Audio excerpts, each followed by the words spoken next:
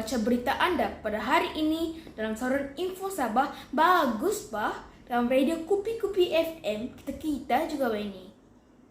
Kota Kinabalu, bahagian barat laut Gunung Kinabalu yang menghadap daerah Kota Belud dipercayai mengalami penurunan beberapa sentimeter berikutan gempa bumi berskala 5.9 pada skala Richter Jumaat lalu.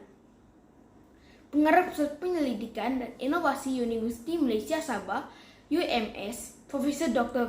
Felix Tongkul berkata, analisis awal gelombang seismik mendapati gempa bumi itu berlaku disebabkan proses regangan dalam tanah yang diwakili sesar turun. Beliau berkata, sesar turun menganjur di permukaan berhampiran lokasi runtuhan besar di lawan rata, yaitu pada ketinggian 3.272 meter daripada laut dan dipercayai antara puncak satu daripada menara batu Donkey Ears di puncak Kinabalu patah. Sesar di Gunung Kinabalu ketika gempa bumi pada Jumaat lalu menunjukkan pergerakan satah timur laut barat daya dan turun ke arah barat laut.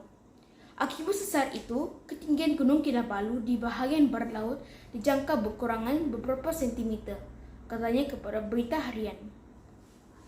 Beliau berkata, pergerakan berskala 5.9 hingga 6.0 pada skala Richter itu berpusat di bahagian gunung yang menghadap daerah Kota Belud, yaitu pada kedalaman kira-kira 10 km di perut bumi.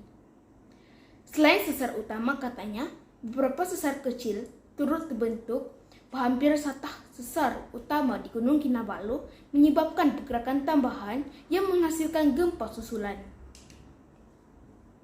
Gempa bumi bersaiz kecil seperti yang direkodkan Jabatan Meteorologi selepas gempa bumi sederhana pada jam 7.15 pagi Jumaat, lalu terus berlaku sehingga pergerakan sesar terhenti sepenuhnya dan ia dijangka berterusan sepanjang minggu ini, katanya.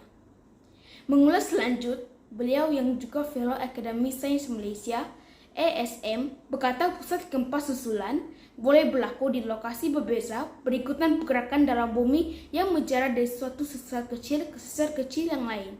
Dengan lebih 50 getaran susulan dilaporkan sehingga semalam. Itu sebabnya laporan Jabatan Meteorologi menyebut ada pusat gempa di luar daerah Ranau seperti di Kota Belud, Tuaran, Papar, dan Tambunan. Bagaimanapun, ia hanya laporan awal dan mungkin ada perubahan informasi selepas kajian geologi lanjut dibuat.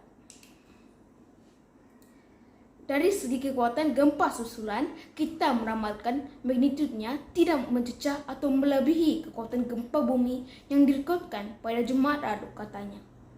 Dalam kejadian gempa bumi Jumaat lalu, runtuhan besar batuan di puncak Gunung Kinabalu dilaporkan berlaku berhampiran stesen lapan rata menyebabkan kira-kira 190 orang termasuk 137 pendaki perangkap di puncak tertinggi Asia Tenggara itu. Runtuhan itu telah menyebabkan 18 mangsa maut selain menimbus sebahagian besar laluan ke puncak gunung dan merusakkan kemudahan seperti pondok dan rumah penginapan selain mengubah landscape gunung berkenaan. Sekian berita untuk hari ini.